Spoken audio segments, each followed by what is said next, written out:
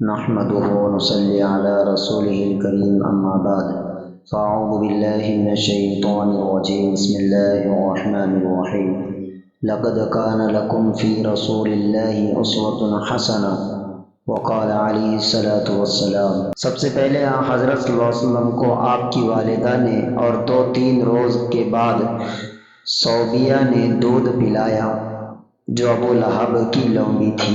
صوبیہ کے بعد حضرت حلیمہ سعدیہ نے آپ کو دودھ پلایا۔ اس زمانے میں دستور تھا کہ شہر کے بچوں کو اطراف کے قصبات اور دیہات میں بھیج دیتے تھے۔ یہ رواج اس غرض سے تھا کہ بچے بداؤ میں پل کر فصاحت کا جوہر پیدا کرتے تھے اور عرب کی خالص خصوصیات محفوظ رہتی تھی۔ عرض دستور مذکور کی بنا پر سال میں 2 مرتبہ دیہات سے شہر میں عورتیں آیا کرتی تھی، اپنے بچوں کو ان کے حوالے کر دیا کرتی تھے۔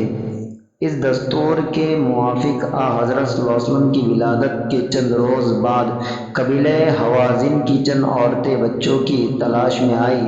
ان میں حضرت حلیمہ سعدیہ بھی تھی۔ اتفاق سے ان کو کوئی بچہ ہاتھ نہیں آیا۔ حضرت صلی اللہ علیہ وسلم کی والدہ نے ان کو مقرر کرنا چاہا تو ان کو خیال آیا کہ یتیم بچے کو لے کر کیا کروں گی، لیکن خالی ہاتھ بھی نہ جا سکتی تھی، اس لیے حضرت آمنہ کی درخواست قبول کی اور حضرت صلی اللہ علیہ وسلم کو لے کر گئی۔ ان کی ایک صاحبزادی تھی جن کا نام شیمہ تھا۔ ان کو حضرت صلی اللہ علیہ وسلم سے بہت انس تھا، وہی آپ کو کھلایا کرتی تھی۔ 2 برس کے بعد حلیمہ آپ کو مکہ میں لائی اور آپ کی والدہ ماجدہ کے سپرد کیا، لیکن چونکہ اس زمانے میں مکہ میں وبا پھیلی ہوئی تھی، آپ کی والدہ نے فرمایا کہ واپس لے جاؤ، چنانچہ دوبارہ گھر میں لائی۔ اس میں اختلاف ہے کہ آپ صلی اللہ علیہ وسلم حضرت حلیمہ رضی اللہ عنہ کے یہاں کتنے برس تک رہے۔ ابن اسحاق نے وثوق کے ساتھ 6 برس لکھا ہے۔ حوازن کا قبیلہ فصاحت و بلاغت میں مشہور ہے۔ ابن سعد نے طبقات میں روایت کی ہے کہ رسول اللہ صلی اللہ علیہ وسلم فرمایا کرتے تھے کہ میں تم سب میں فصیح تر ہوں، کیونکہ میں قریش کے خاندان سے ہوں اور میری زبان بنی سعد کی زبان ہے۔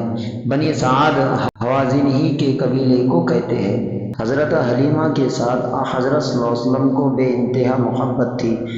عہد نبوت میں جب وہ آپ صلی اللہ علیہ وسلم کے پاس آئی تو آپ صلی اللہ علیہ وسلم میری ماں کہہ کر لپٹ گئے۔ یہ دلچسپ واقعات آگے آئیں گے۔ ابن کثیر نے لکھا ہے کہ حضرت حلیمہ حضرت صلی اللہ علیہ وسلم کی نبوت سے پہلے وفات کر گئی، لیکن یہ صحیح نہیں ہے۔ ابن ابی خثیمہ نے تاریخ میں، ابن جوزی نے ہدیٰ میں، منذری نے مختصر سنن ابی داؤد میں، ابن حجر نے اصابہ میں ان کے اسلام لانے کی تصریح کی ہے۔ حافظ مغلطائی نے ان کے اسلام پر ایک مستقل رسالہ لکھا ہے جس کا نام تحفۃ الجسیمہ فی اثبات اسلام حلیمہ ہے۔